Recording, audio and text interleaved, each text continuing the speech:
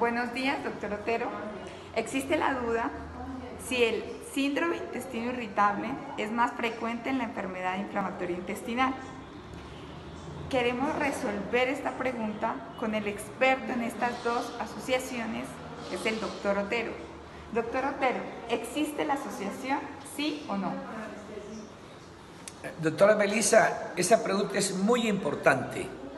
Si el síndrome de intestino irritable es más frecuente en la enfermedad inflamatoria intestinal comparado con la población general, es su pregunta. Quiero contarle que no hay ninguna evidencia de que los pacientes con enfermedad inflamatoria intestinal tengan mayor predisposición a síndrome de intestino irritable. Lo que sucede es que el daño estructural originado por la inflamación gastrointestinal puede dejar secuelas inflamatorias o posinflamatorias, sensibilización del sistema nervioso entérico, alteración de la microbiota, y eso da síntomas que darían positivo los criterios para el diagnóstico de síndrome de intestino irritable.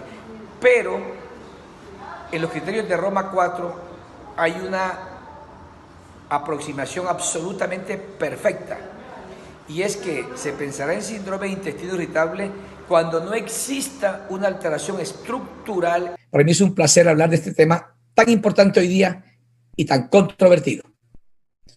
Entonces, síndrome de intestino irritable y enfermedad inflamatoria intestinal coexisten, o es un síndrome de intestino like y de síndrome de intestino irritable like, que es diferente al síndrome de intestino irritable clásico.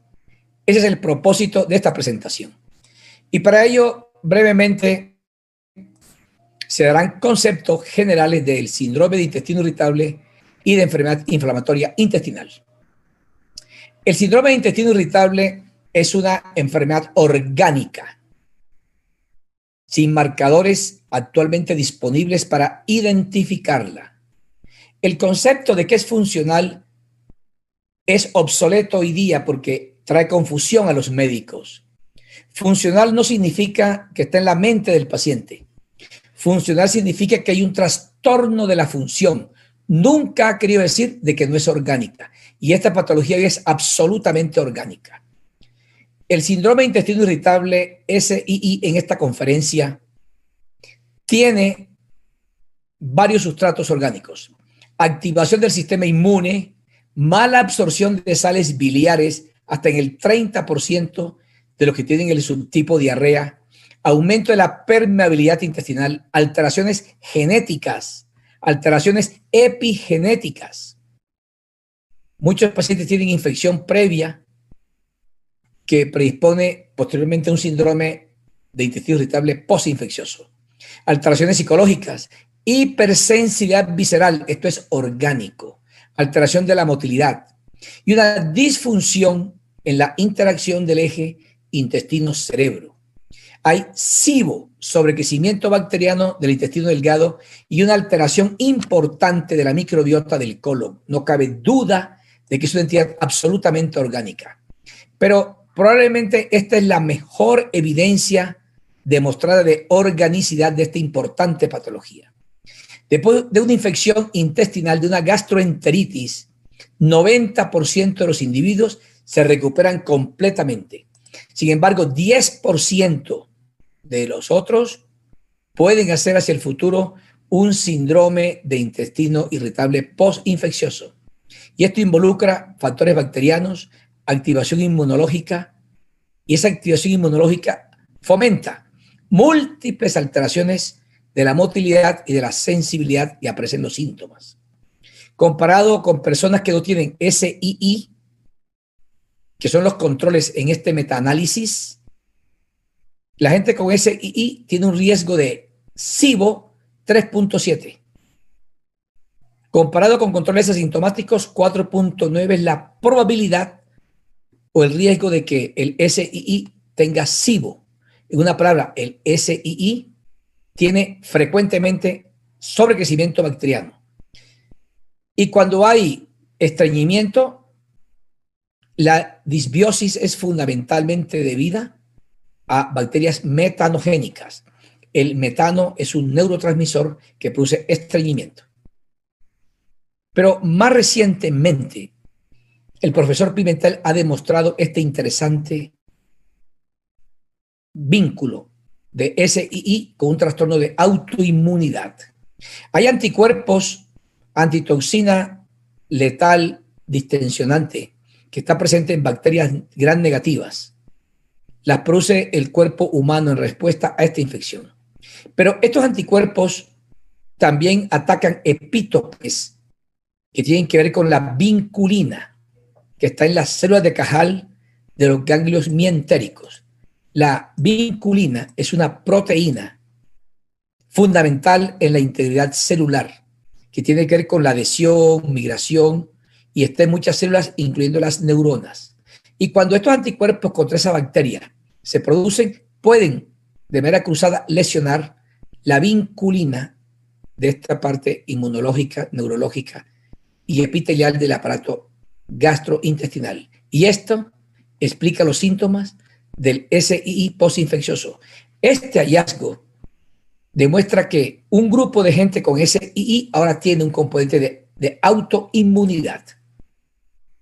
También se ha encontrado que gente con diverticulitis puede en el futuro tener manifestaciones clarísimas de SII. Este es un importante estudio de hace algunos años de casos que eran pacientes con diverticulitis que en el futuro hicieron SII y se compararon con controles que eran pares de la misma edad y género que no tenían divertículos. Y se ve cómo diverticulitis tiene una probabilidad de 4.7 veces de padecer SII en el futuro. Y asimismo, la gente con diverticulitis puede tener otro trastorno funcional hacia el futuro, con un OR de 2.4 y también alteraciones psicológicas comparado con los controles, con un OR de 2.2, 2.2 veces la probabilidad. Esto, a estas alturas de esta presentación, lo que significa es que los síntomas de SII tienen un sustrato absolutamente orgánico y una infección colónica previa puede predisponerlos. La enfermedad inflamatoria intestinal o EII en esta conferencia es el resultado de la interacción del genoma del individuo, del inmunoma del individuo que se comporta de manera incorrecta, de la exposición del individuo en su vida a múltiples disparadores y al microbioma, que sería un exposoma interno. Clínicamente, esta entidad se manifiesta por dolor abdominal, diarrea, sangrado, y no hay biomarcadores que puedan decir quién tiene o no SII. Puede haber fiebre, pérdida de peso, cansancio, náuseas, vómito y manifestaciones extraintestinales. Y el diagnóstico final de cualquiera de los dos representantes fundamentales de la enfermedad inflamatoria, como es colitis ulcerativa o enfermedad de Crohn, se basa en la combinación de historia clínica, examen físico, endoscopia, radiología, laboratorios de rutina, histología, serología. 10% de las colitis no se sabe si es colitis de Crohn o colitis ulcerativa. Y ahí es muy importante los anticuerpos PANCA o ASCA. Es muy importante. La biopsia en la enfermedad inflamatoria intestinal es confirmatoria de la patología, pero aislada no tiene ninguna importancia. Igualmente que en el SII, en esta entidad, el SIBO también es muy frecuente. Globalmente hablando, el riesgo de SIBO es 9.51 veces. Cuando es la enfermedad de Crohn, más frecuentemente hay SIBO, 11 veces, y cuando es colitis ulcerativa, 8 veces. Diversos estudios han mostrado que cada vez es más frecuente la enfermedad inflamatoria intestinal. Y esta última revisión de múltiples países del mundo ha demostrado que de manera progresiva ha ido incrementándose la prevalencia y la incidencia de la enfermedad inflamatoria intestinal. Y hoy día se estima que hay 250 a 440 casos por 10 a las 5 personas, que sería como decir 2.5 a 4.4 por 1000 personas. Y el SII tiene una frecuencia con base en criterios de Roma 4, 5 a 10%, mucho más frecuente, por supuesto, que la enfermedad inflamatoria intestinal. Criterios de Roma 3, usados en el pasado, da una prevalencia muy superior. Hoy día, 5 a 10% de la población mundial tiene SII. Cuando se compara la población general con pacientes que tienen enfermedad inflamatoria intestinal, en este importante metaanálisis dirigido por el profesor Alexander Ford, yo siempre me pregunto si el doctor Ford dormirá. Frecuentemente hay múltiples metaanálisis de este importante científico. Y se ha encontrado que la prevalencia global de SII en enfermedad inflamatoria intestinal es 32.5%, comparado con 10% máximo en la población general. Cuando hay remisión endoscópica, es 23.5% la prevalencia. Y cuando hay remisión histológica profunda, es 25%. La pregunta que se haría un médico es, ¿qué tiene de especial la enfermedad inflamatoria que tenga más frecuentemente síndrome de intestino irritable? Este es el propósito de mi presentación. Este par de entidades tienen en común un curso crónico y recurrente. Alteran la calidad de vida de los individuos. Son multifactoriales. Ambas tienen activación del sistema inmune. Tienen disparadores ambientales. Alteración de la barrera mucosa. Tienen un componente genético y una microbiota que participa en su aparición. Se puede decir a estas alturas que la enfermedad inflamatoria intestinal, cuando es leve o severa, cuando está quiescente, puede tener a este punto una superposición, una sobreposición con un trastorno funcional. Doctor Beitia me ha retado para que diga si puede haber una sobreposición o una superposición de este par de entidades, teniendo en cuenta la alta prevalencia de la misma en la enfermedad inflamatoria intestinal. Las preguntas que deben resolverse para cumplir lo que el profesor Beitia ha pedido es lo siguiente: que si la enfermedad inflamatoria intestinal con síntomas de síndrome de intestino irritable es una verdadera superposición o realmente son síntomas de una enfermedad inflamatoria intestinal activa pero subclínica, o lo más importante, y es probablemente la respuesta correcta, es que es una enfermedad absolutamente distinta al SII tradicional o clásico. Múltiples hipótesis científicas se han producido de manera esmerada para tratar de explicar por qué hay síntomas de SII en la gente con enfermedad inflamatoria intestinal quiescente en revisión endoscópica. Y hay múltiples alteraciones teóricas que podrían justificar que eso pudiera aparecer. Cuando está presente intestino irritable en una enfermedad inflamatoria intestinal, estos pacientes tienen una utilización excesiva de los servicios de salud comparado con los pacientes que no tienen intestino irritable y tienen enfermedad inflamatoria intestinal. Y cuando se unen los síntomas de SII en una enfermedad inflamatoria, el porcentaje de diagnóstico psiquiátrico es superior a que si no hay intestino irritable en estos individuos. Y las alteraciones psicológicas como ansiedad, depresión y alteración de la calidad de vida son absolutamente más frecuentes en enfermedad inflamatoria con síntomas de SII versus inflamatoria sin síntomas de SII. Miren ustedes, esto es tan impresionante. 9.9 más o menos 4, un puntaje de ansiedad versus casi la mitad, y es significativo. Depresión, 5 más o menos 4 versus 2 más o menos 3, y es significativo. Igualmente, la calidad de vida de los individuos se depaupera notablemente con la combinación. La enfermedad inflamatoria intestinal,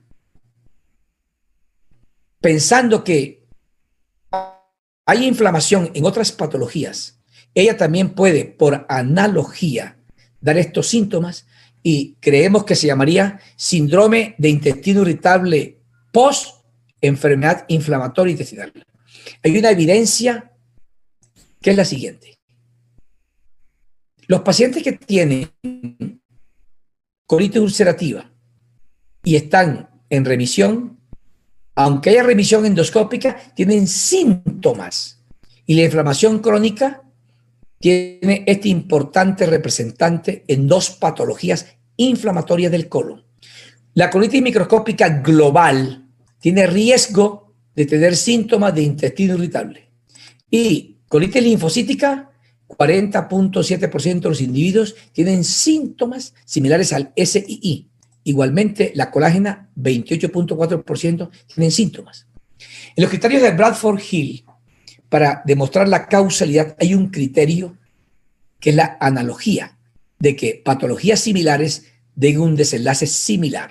Patologías inflamatorias dan un desenlace compatible con SII. De igual manera, se puede pensar que la enfermedad inflamatoria puede hacer lo mismo. Y esta enfermedad inflamatoria tiene en sus manifestaciones moleculares, estructurales, fisiológicas, muchas alteraciones que pueden explicar los síntomas de SII.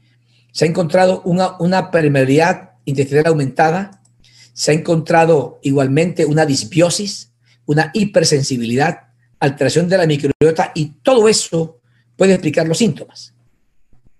Y cuando se analiza el microbioma y la presencia de síntomas similares a SII en pacientes con enfermedad inflamatoria quiescente, esto se ha encontrado. Son similares las alteraciones de la microbiota en pacientes que tienen SII y síntomas quiescentes versus cuando no está este síntoma intestino irritable.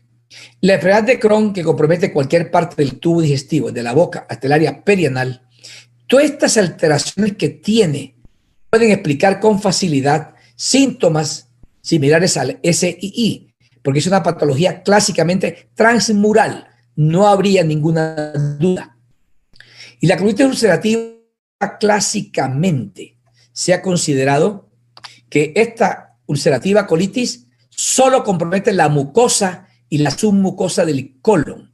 Este es un concepto obsoleto. Hoy día no es así. Hoy día se ha encontrado que los pacientes con colitis ulcerativa tienen un compromiso transmural de la pared del colon. Y se ve que en estudios de colectomías totales de pacientes que han sido operados por diversas causas y tienen colitis ulcerativa, que la fibrosis va casi hasta la serosa, de tal suerte que la gente con colitis ulcerativa, no solamente la mucosa está alterada. Esto tiene un mensaje contundente. Cuando cicatriza la mucosa endoscópicamente y cicatriza histológicamente, eso no restaura completamente la fisiología y la anatomía de la pared del colon. Por el contrario, esto deja, al igual que este plato, cuando se rompe y se restaura con unos pegantes, esto deja unas cicatrices ahí. Pero estas alteraciones que quedan en el colon pueden explicar perfectamente los síntomas similares al SII en estos pacientes cuando están en una colitis ulcerativa quiescente, en remisión endoscópica e incluso histológica. Y es porque hay una alteración tremenda de toda la parte fisiológica, morfológica, molecular e inmunológica. El SIBO, disbiosis en el colon, trastornos de motilidad, de sensibilidad y una mayor interpretación cerebral de lo que pasa allá. En una palabra, la colitis ulcerativa, aunque esté cicatrizada, deja secuelas que no vuelven a la normalidad. Recientemente se ha encontrado algo absolutamente apasionante, y es que se ha estudiado de manera retrospectiva pacientes con enfermedad inflamatoria intestinal y síndrome intestino irritable like. 15 colitis ulcerativa, 20 pacientes con enfermedad de Crohn. Y esto se ha encontrado que estos pacientes sin actividad clínica, serológica, mucosa o microscópica, estos individuos se han estudiado, tienen en cuenta estos parámetros, y cuando tienen síntomas sugestivos o que completarían claramente Roma 4, en el colon izquierdo de la colitis ulcerativa, el conteo de eosinófilos es de 421 por campo de gran aumento. Y en Crohn, colon izquierdo, 397 eosinófilos. Cuando se compara con enfermedad inflamatoria sin intestino irritable like y remisión profunda, solo hay 36 eosinófilos. Este hallazgo recientemente publicado en el Congreso Americano de Gastroenterología, en la DDW pasada, abre una nueva avenida de investigación en estos individuos. Estos pacientes fueron tratados con budesonida y una dieta hipoalergénica y se encontró 67% de ellos mejoraron en 7 a 10 días después de esta intervención. Esta es la importante conclusión de los autores. Dicen que este es un excitante hallazgo nuevo que significativamente demostró eosinófilos aumentados en los pacientes con ese síntoma de SII, diarrea, después de una enfermedad inflamatoria. Y esto puede ser, y esto estamos emocionados, para que en adelante todos busquemos, para ver si podemos demostrar que también acá sucede, una nueva avenida y una buena nueva entidad que sería la colopatía eosinofílica. Y estos pacientes de manera interesante han respondido a una dieta hipoalergénica y a budesonida. Como todo en medicina, la ciencia exige muchas más comprobaciones y habrá que hacer estudios multicéntricos y en todas partes del mundo con seguimientos a más largo plazo. Pero este es un punto de partida que pone de presente que estos síntomas en estos individuos no es un intestino irritable de un paciente que no tenga ninguna patología estructural previa. Entonces, no es un SII en un paciente con enfermedad inflamatoria en remisión. Lo que uno puede interpretar a la luz de las mejores publicaciones en el 2020 y en la década anterior es lo siguiente, que son síntomas que cumplen los criterios de Roma 4, pero no es un SII clásico, porque el SII clásico, y esto es lo que yo interpreto, se diagnostica cuando hay dolor abdominal, que tenga una frecuencia de una vez por semana y se asocie a 2 o más de lo siguiente: a la defecación, cambio en la frecuencia de las heces, cambio en la apariencia. Me parece excelente esta definición cuando pone una condición, y es que esto ocurra en ausencia de signos de alarma o patologías que expliquen los síntomas. Un paciente con enfermedad inflamatoria intestinal, Crohn o colitis ulcerativa tiene una alteración estructural que puede explicar los síntomas, y creo que esto pone manifiesto que puede ser una entidad totalmente distinta. La importancia de saber cuál es cuál es que si no se entiende estas entidades, se podría sobretratar la enfermedad inflamatoria intestinal por síntomas que eran de SII. Y al contrario, tratar síntomas de SII en un paciente con una enfermedad inflamatoria activa con riesgo para que progrese o se complique. Diagnóstico entonces basado solamente en síntomas tendría unas consecuencias importantísimas. Si el médico solamente usa los síntomas para diagnosticar SII o enfermedad inflamatoria en un paciente con enfermedad inflamatoria SII, daría tratamiento ineficaz, costoso y con efectos adversos. Y al contrario, si tiene enfermedad inflamatoria y él cree que es un SII, empeora y complica al paciente. No existe en la literatura médica hasta hoy día ningún tratamiento específico que tenga evidencia de alta calidad de cómo manejar a estos pacientes con esta combinación. Y ninguna guía de práctica clínica de enfermedad inflamatoria intestinal hace referencia a cómo manejar estos pacientes que tengan los síntomas sugestivos de SII. El abordaje recomendado recientemente voy a compartirlo en esta presentación. Esta importante publicación recomienda que Cuando hay sospecha de síntomas gastrointestinales funcionales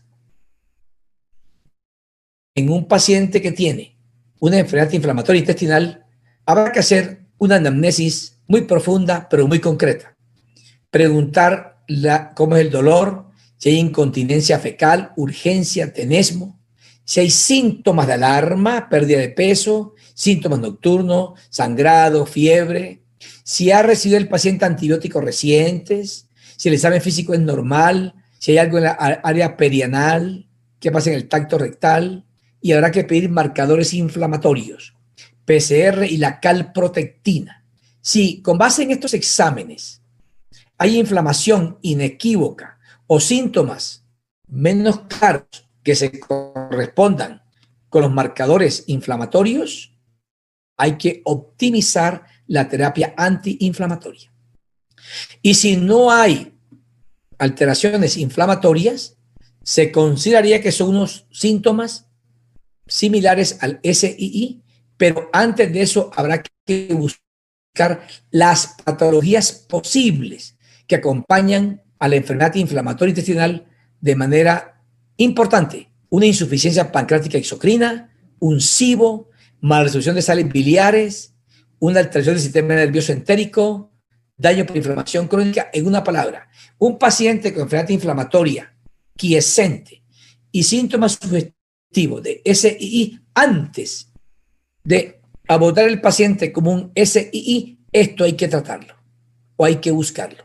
Si eso no está presente, habrá que considerar un SII, no el clásico, síntomas como SII, y no obstante que sea síntomas derivados de una enfermedad inflamatoria, todavía se sigue diciendo y se sigue considerando que deben tratarse como un SII.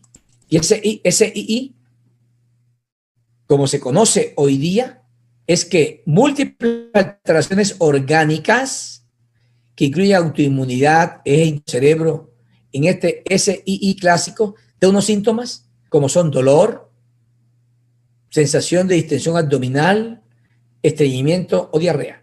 Estos son los síntomas cardinales del SII clásico. Es decir, se altera el Bristol y habrá remedios para manejar la alteración del Bristol. Y para cada síntoma predominante, si hay estreñimiento, lubiprostone, linaclotide, Cilium y PEG, no hay evidencia suficiente. Si hay diarrea, rifaximina, eluxadoline, loperamida de manera profiláctica en algunos casos, ondansetron, tricíclicos, dieta baja en FODMAP. Creo que esto no tiene lugar hoy día en estos pacientes. Dolor o malestar abdominal, hay 3 antiespasmódicos que tienen evidencia, como el bromuro tilonium, bromuro epinaverio. Esta tiene evidencia no tan fuerte como la anterior. Tricíclicos, inhibidores selectivos de recaptación de serotonina. Y si hay bloat, intención abdominal, la rifaximina, pinaverio o tilonium, esta está controvertida, los probióticos no sirven. Como puede verse en este breve resumen del manejo del SII, hay un medicamento absolutamente importante, que es la rifaximina. Y la rifaximina es un antibiótico intraluminal que solo actúa como antibiótico en el intestino delgado. En el colon tiene otras funciones. Es antiinflamatorio, produce eubiosis, es un antibiótico eubiótico, y este antibiótico en el SII, administrado 550 miligramos cada 8 horas por 14 días, ha demostrado que impacta el microbioma, controla el SIBO, sirve para diarrea, distensión abdominal y el dolor. Yo voy a decirlo más despacio. Casi que un paciente que tenga SII y no mejore con nada, probablemente mejora con rifaximina. Los mensajes que quisiera después de mi conferencia para llevar a casa son los siguientes. El SII no es más frecuente en enfermedad inflamatoria intestinal. Lo que hay son unos síntomas similares al SII y se originan en una inflamación crónica transmural previa, incluyendo la colitis ulcerativa.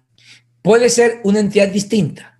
Recientemente se ha encontrado que esta entidad tiene eosinofilia aumentada en el colon. No obstante lo anterior, todavía, mientras se encuentra un manejo específico, estos pacientes se siguen abordando como si fuera un SI clásico con diarrea. Por supuesto que se requieren más estudios. Queridos colegas, muchas gracias